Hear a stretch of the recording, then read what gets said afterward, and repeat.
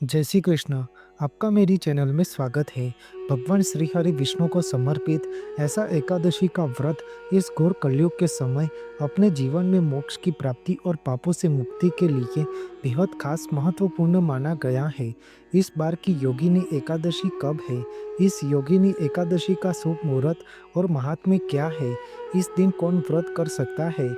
और एकादशी के दिन भगवान श्री हरि विष्णु की पूजा अर्चना कैसे करें? इसके बारे में आपको संपूर्ण माहिती प्रदान करूंगा। धार्मिक मान्यता है कि योगिनी एकादशी के दिन व्रत करने से हर तरह के पाप धुल जाते हैं। साथ ही कई यज्ञों के बराबर पुण्य फल की प्राप्ति होती है।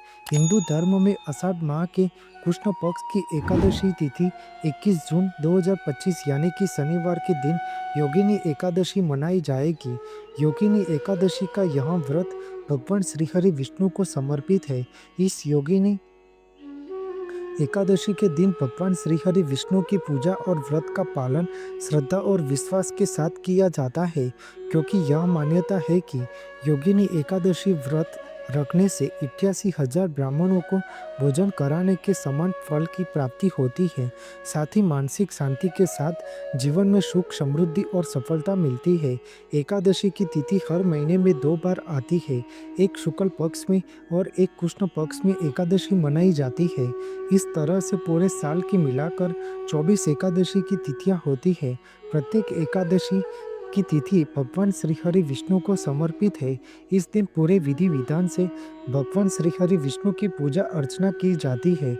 माह और तिथि के आधार पर प्रत्येक एकादशी का अलग अलग नाम एवं महत्व होता है।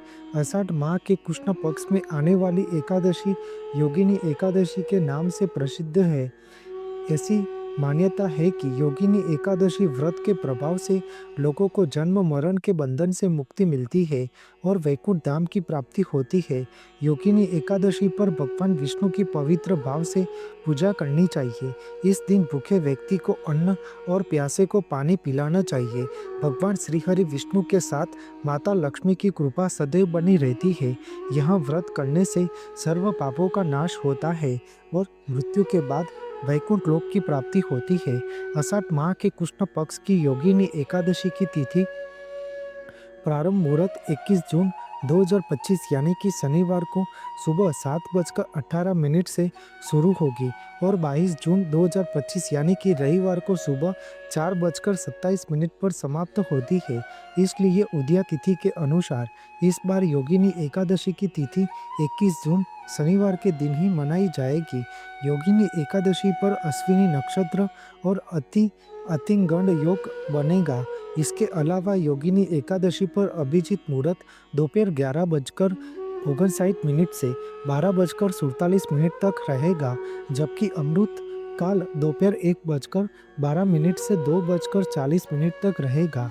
पुराणों की कथा अनुसार हर माह की एकादशी व्रत भगवान श्रीहरि विष्णु का आशीर्वाद पाने के लिए सर्वोत्तम मानी गई है और अपने पाप कर्म से मुक्ति और मोक्ष की प्राप्ति के लिए बेहद खास है। एकादशी का यह व्रत कुंवारी कन्या, सुहागिन स्त्री, पुरुष कोई भी रख सकता है।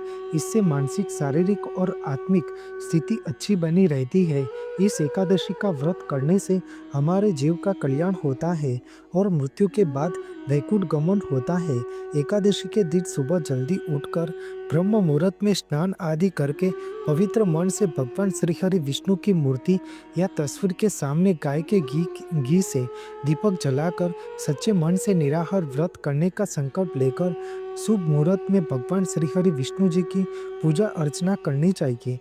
पूजा के दौरान भगवान श्रीहरि विष्णु जी को पंचामृत फूलों की माला, धूप, दीप, रोली, चंदन, तुलसी पत्र, अक्षत और फूल आदि अर्पित करके उनकी पूरी विधि विधान से पूजा करना चाहिए। भगवान श्रीहरि विष्णु को पूजा में तुलसी पत्र को 108 बार ओम नमो भगवते वासुदेवाय नमः मंत्र द्वारा अर्पण करना चाहिए। अंत में भगवान श्री हरि विष्णु सहस्त्र नाम स्तोत्र का पाठ अवश्य करें और उनकी आरती करें और अपनी मनोकामना के लिए प्रार्थना करनी चाहिए। एकादशी व्रतधारी को दिन में सोना नहीं चाहिए। यह तिथि बेहद पुण्यदायी होती है। इस तिथि को मध्य रात्रि तक भगवान विष्णु के भजन कीर्तन और कथा वार्ता या प्रवचन सुनना चाहिए। अगले दिन यानी द्वादशी की तिथि पर किसी जरूरतमंद व्यक्ति या ब्राह्मण को भोजन कराकर दान दक्षिणा देकर व्रत का पालना करना चाहिए। योगिनी एकादशी व्रत का पालना 22 जून रविवार के दिन दोपहर 1:47 से सुबह 4:35 के बीच में किया जा सकता है। यह व्रत करने से जीव का कल्याण एवं मोक्ष की प्राप्ति होती है और सारे संकट से मुक्ति मिलती है। भगवान श्री हरि विष्णु हमारी सब मनोकामना पूर्ण करते हैं और उनकी कृपा भक्तगण पर सदैव बनी रहती है। बोलो श्री हरि भगवान विष्णु जी की जय। आपको मेरी यह माहिती अच्छी लगी हो तो मेरी चैनल को लाइक शेयर कमेंट सब्सक्राइब करें और बेल आइकॉन को दबाना ना भूलें। जय स्वामीनारायण।